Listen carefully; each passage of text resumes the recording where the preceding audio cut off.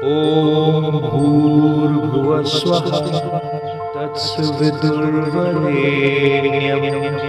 भर्गो देवस्य धीमहि धियो यो नः प्रचोदयात्। जय श्री राम मेरे सनातनी बंधुओं। आइए इस सनातन रूपी वृक्ष के जड़ों को संचित करें और इसे पुष्पित और पल्लवित करें और इसे इतना विराट और शक्तिशाली बना दें कि हमारे आने वाले वंशज अपने पूर्वजों पर गर्व कर सकें तथा विधर्मियों से अपनी रक्षा भी कर सकें। ये विधर्मी शक्तियाँ हजारों वर्ष से हमारी सभ्यता और संस्कृति को नष्ट करने का अथक प्रयास कर रही हैं। पिछले अंक में हम लोगों ने अध्ययन किया कि जब रावण एवं भाइयों को वरदान प्राप्त हो जाता है तो सुमाली जो कि रसातल में निवास कर रहा है वो आकर के रावण से अनुरोध करता है कि लंका जो उन लोग का मूल स्थान है उससे कुबेर को हटाया जाए। और फिर बहुत समझाने पर रावण जो है वो प्रहस्त को कुबेर के पास भेजता है कि लंका खाली कर दो। कुबेर जो है वो रावण को इस लंका नगरी का उपयोग करने का अनुरोध करते हैं और फिर वो अपने पिता को इसकी सूचना देते हैं। पिताजी भी कुबेर को सलाह देते हैं कि स्वेच्छा से तुम उससे रावण से बैर मत लो और स्वेच्छा से छोड़ करके और कैलाश पर्वत पर जाओ। उसके आलोक में वो कैलाश पर्वत पर कुबेर जाते हैं और वहाँ अलकापुरी नाम का एक नगर बसा करके वहाँ रहने लगते हैं। इसके पश्चात रावण का विवाह जो है वो मंदोदरी से होता है और उसी प्रकार कुंभकर्ण, विभीषण और शूर्पणखा का भी विवाह हो जाता है। और उसके पश्चात रावण और मंदोदरी से जो है उनका पहला पुत्र पैदा होता है जिसका वो जन्म के समय ही वो विलाप जो है वो मेघ के समान होता है, इसलिए वो अपने पुत्र का नाम मेघनाथ रखता है। इस अंक में हम लोग उत्तरकांड के 13वें, 14वें और 15वें सर्ग के बारे में अध्ययन करेंगे। जब यहाँ जो भी कथा बताई जा रही है वो अगस्त मुनि के द्वारा बताई जा रही है। तो अगस्त मुनि बताते हैं कि चूँकि कुंभकर्ण को ब्रह्मा जी का वो वरदान मिला था कि वो सोते रहेंगे, इसलिए जब कुंभकर्ण को नींद आने लगती है तो वो अपने भाई रावण से अनुरोध करता है कि मेरे लिए एक भवन बना दो। और रावण जो है वो कुंभकर्ण के लिए एक सुंदर भवन बनाता है जो 2 योजन लंबा और 1 योजन चौड़ा है और वहाँ इतना सुंदर महल बनाता है कि उसके सभी खंभे जो है सोने के बने हुए हैं, नीलम की सीढ़ियाँ हैं और उसके पश्चात उसके फाटक हाथी दाँत के बने हुए हैं तथा हीरे और स्फटिक मणि से वेदी और चबूतरे बने हुए हैं। और उसके पश्चात ये जब भवन बन के तैयार होता है तो कुंभकर्ण जो है उसमें जाकर के निद्रा में मग्न हो जाता है। कुंभकर्ण के सोने के पश्चात जो है रावण वो अपने राक्षसी प्रवृत्ति के अनुसार देवताओं को कष्ट देने लगता है और वो एक नंदन वन है उसको जाकर के उजाड़ देता है। सभी देवताओं से जो है वो निरंकुश बर्ताव करता है और वो सभी देवतागणों को प्रताड़ित करने लगता है। जब इसकी जानकारी मिलती है कुबेर को, तब कुबेर जो है वो अपना एक दूत भेजते हैं रावण के पास उसको समझाने के लिए कि तुम्हारा जो ये अनैतिक कार्य है वो बहुत तुम कर चुके हो। वो ये कहते हैं कि तुमने जो है नंदन वन को भी उजाड़ दिया है और बहुत सारे ऋषियों का भी वध कर दिया है, अप्सराओं को खा गए हो। इस प्रकार जो है वो अनैतिक और अधार्मिक कार्य कर रहे हो। तो वो कुबेर का दूत जो है रावण को इस प्रकार समझाता है कि अब जो है तुमको इस प्रकार का अधार्मिक कार्य नहीं करना चाहिए। यहाँ पर दूत यह भी कहता है कि कुबेर जो है जब कैलाश पर्वत में थे तो कैलाश पर्वत में उन्हें शंकर और पार्वती से उनका दर्शन हुआ था और वो गलती से पार्वती को बाएं आँख से देख लेते हैं, तो उसके कारण उनका बायां आँख नष्ट हो जाता है और दायां आँख भी जो है वो पीला पड़ जाता है। और उसके पश्चात जो है वो जब मैं कुबेर जो है वो बहुत कठिन तपस्या करते हैं, तो महादेव जो है प्रसन्न होते हैं और प्रसन्न होकर के फिर महादेव कुबेर से मित्रता स्थापित करते हैं और वो इस प्रकार का जो है दूत रावण को ये सब बात बताता है। तो इस प्रकार वो बताता है कि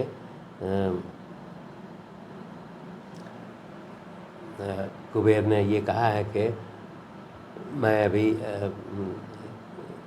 कैलाश पर्वत से महादेव शंकर से मुलाकात करके लौटा हूँ, तब मुझे जानकारी प्राप्त हुई तुम्हारे अधार्मिक कार्यों के बारे में, इसीलिए मैं ये तुम्हें सलाह देना चाहता हूँ कि तुम ये राक्षसी और अधार्मिक कार्य जो है वो छोड़ दो और उसके पश्चात तुम जो है वो पाप कर्म के संसर्ग से दूर हट जाओ।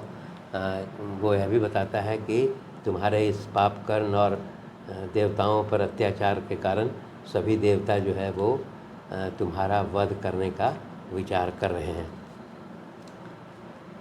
जब इतना दूत जो है वो रावण को ये सब कुबेर का संदेश बताता है, तो रावण बहुत क्रोधित हो जाता है और वो यहाँ तक कहता है कि हालांकि कुबेर जो है मेरा बड़ा भाई है और वो वध के काबिल नहीं है, परंतु वो जो है मुझे भगवान शंकर से मित्रता का धौंस जमा रहा है, तो मैं इस धौंस से मैं भयभीत होने वाला नहीं हूँ।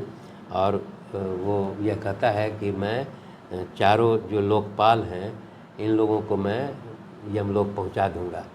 और इतना होकर के क्रोधित होकर के फिर वो जो दूत था कुबेर का, उस दूत का जो है वो तलवार से उसका 2 टुकड़ा कर देता है और उसके शरीर को जो है उसके मृत शरीर को वो राक्षसों को खाने के लिए दे देता है।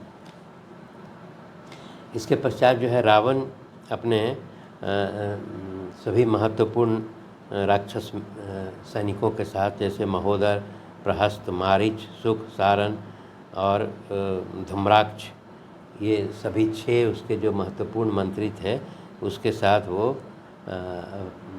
और बहुत सारे राक्षस सैनिकों के साथ वो कैलाश पर्वत पर कुबेर से युद्ध करने के लिए निकल पड़ता है।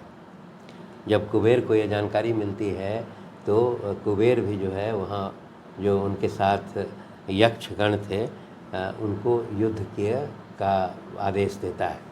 इस प्रकार रावण के राक्षस सैनिक और यक्ष सैनिकों में भयंकर युद्ध होने लगता है। प्रारंभ में जो है कि वो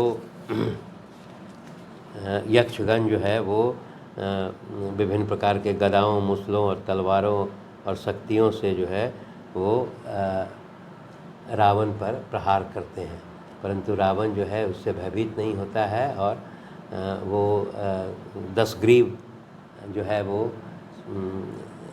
यक्षगणों के सेना में प्रवेश कर जाता है। और उसके पश्चात फिर वो रावण जो है यक्ष सैनिकों को मारना और उनका वध करना शुरू करता है और बहुत सारे यक्ष सैनिकों का वध कर देता है और उनकी संख्या बहुत कम हो जाती है। तब इसके पश्चात जब कुबेर जो है देखते हैं कि उसके यक्ष सैनिक जो है वो युद्ध मैदान से भाग रहे हैं, तब फिर एक संयोध कंटक नाम का यक्ष जो है उसको आदेश देते हैं युद्ध करने के लिए। और वो जो महाबली यक्षराज था वो बहुत सारे सैनिकों से लेकर के आकर के वो युद्ध करने लगता है और मारीच पर प्रहार करता है। यहाँ पर जो है वो 10 ग्रीव जो है वो अर्थात रावण जो है वो जब यक्षों के भवन में प्रवेश करने लगता है तो वहाँ पर फाटक के पास जो है वो एक सूर्यभानु नाम का जो है वो यक्ष जो है उसको रोकता है।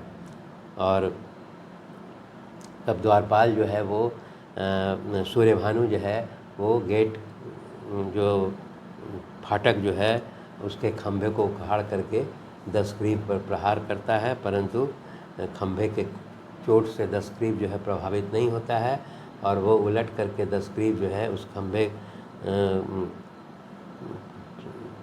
से यक्ष पर प्रहार करता है और वो यक्ष जिसका नाम सूर्यभानु है वो उसका शरीर जो है चूर चूर हो जाता है, वो पृथ्वी पर गिर जाता है। और इस प्रकार इस जो फाटक पर जो है वो सूर्यभानु नाम का द्वारपाल था, उसके गिरने के पश्चात सभी यक्षगण भयभीत हो जाते हैं और भागने लगते हैं। तब जो है वो जब इतना देखते हैं तो कुबेर फिर मणिभद्र नाम के एक महायक्ष से जो है वो युद्ध में आगे बढ़ने के लिए कहते हैं। ये मणिभद्र नाम का जो है वो यक्ष है वो अत्यंत दुर्जय वीर है और वो कुबेर की आज्ञा पा करके फिर 4000 यक्षों को ले करके और फिर वो राक्षसों से युद्ध करने लगता है। तब यहाँ पर जो है वो प्रहस्त जो है वो राक्षस जो था वो युद्ध करने लगता है और उसमें हजारों यक्षों का वध कर देता है। फिर महोदर जो है वो भी यक्षों का हजारों यक्षों का वध कर देता है। इस प्रकार फिर मारीच नाम का जो राक्षस है वह भी जो है हजारों यक्षों को मार देता है। इस प्रकार वो यक्ष जो है पराजित होने लगते हैं और तब फिर एक मणिभद्र नाम का जो यक्ष है वो गदा उठा करके और धूम्राक्ष के मस्तक पर मारता है। और जब दोनों में युद्ध होने लगता है तब वहाँ पर दशमुख रावण जो है वो मणिभद्र पर आक्रमण करता है और मणिभद्र पर जब आक्रमण करता है तो मणिभद्र का वो मुकुट जो है वो टूट जाता है और इसके पश्चात जो है वो जो मणिभद्र नाम का जो यक्ष है वो युद्ध भूमि से भागने लगता है। और युद्ध भूमि से भागने के कारण पूरे राक्षस सैनिकों में प्रसन्नता व्याप्त होने लगती है। तब यहाँ पर कुबेर जो है सामने आते हैं और कुबेर आकर के फिर वो दशग्रीव रावण को भला बुरा कहते हैं और वो कहते हैं कि हे दुर्बुद्धि दशग्रीव, मेरे मना करने पर भी तुम समझ नहीं रहे हो और तुम अपने कुकर्मों का फल अवश्य पाओगे। वो ये बोलते हैं कि तुम ऐसे क्रूर भाव तुमको प्राप्त हो गया है परंतु ये तुम्हें समझ में नहीं आ रहा है। वह भी बोलते हैं कि जो माता पिता ब्राह्मण और आचार्य का अपमान करता है वो यमराज के वश में पड़कर और पाप का फल भोगता है। वह बताते हैं कि धर्म से राज, धन और सुख की प्राप्ति होती है, अधर्म से केवल दुख ही भोगना पड़ता है। अतः सुख के लिए धर्म का आचरण करो और पाप को सर्वथा त्याग दो। इस प्रकार वो अपना छोटे भाई समझ करके कुबेर जो है वो दशग्रीव रावण को शिक्षा देते हैं। वह भी कहते हैं कि तुम अपने दुष्कर्मों के कारण जो है तुम्हें नरक में जाना पड़ेगा क्योंकि तुम्हारी बुद्धि ऐसी पापासक्त हो गई है। दुराचारियों से बात नहीं करना चाहिए, यही शास्त्रों का निर्णय है। अतः मैं भी अब जो है तुमसे बात नहीं करूँगा, अर्थात तुम्हें सलाह नहीं दूंगा। और इसके पश्चात जो है वो कुबेर और दशग्रीव रावण में एक दूसरे पर आक्रमण करके युद्ध प्रारंभ हो जाता है। यहाँ पर जो है कुबेर रावण पर आग्नेयास्त्र का भी प्रयोग करते हैं परंतु रावण जो है अपने वारुणास्त्र के प्रयोग से कुबेर के आग्नेयास्त्र को निष्फल कर देते हैं। और यहाँ पर चूँकि रावण के पास जो है मायावी शक्तियाँ भी थी, वो विभिन्न प्रकार के रूप धर करके और कुबेर से युद्ध करता है। और इसके कारण जो है वो अंत में जो है एक बहुत बड़ी गदा हाथ में लेता है, 10 ग्रीव, और कुबेर के मस्तक पर प्रहार करता है, जिससे कुबेर जो है वो घायल हो जाते हैं और उनका शरीर जो है रक्त से नहा उठता है और वो युद्ध भूमि पर गिर जाते हैं। उनके युद्ध भूमि पर गिर जाने के पश्चात जो है सारी राक्षसी सेना में प्रसन्नता व्याप्त हो जाती है और रावण जो है वो अपना जीत का जो है वो प्रदर्शन करता है। और उसी जीत के क्रम में जो है वो कुबेर का जो है पुष्पक विमान उस पर कब्जा कर लेता है। और वो पुष्पक विमान जो है वो चूँकि विश्वकर्मा के द्वारा वो निर्मित था और उसमें ये खासियत थी कि वो उसके ऊपर जो बैठते थे उसी की इच्छा अनुसार वो पुष्पक विमान जो है वो उड़ता था और चलता था, आवागमन का वो साधन था। और इसमें एक यह भी खासियत थी कि आवश्यकता अनुसार ये छोटा और बड़ा रूप भी धारण कर लेता था। इस प्रकार रावण जो है वो कुबेर को पराजित करके और उनका पुष्पक विमान कब्जा करके फिर वो अपने को जो है वो विजयी मानते हुए फिर वापस लंका लौट जाता है। धन्यवाद।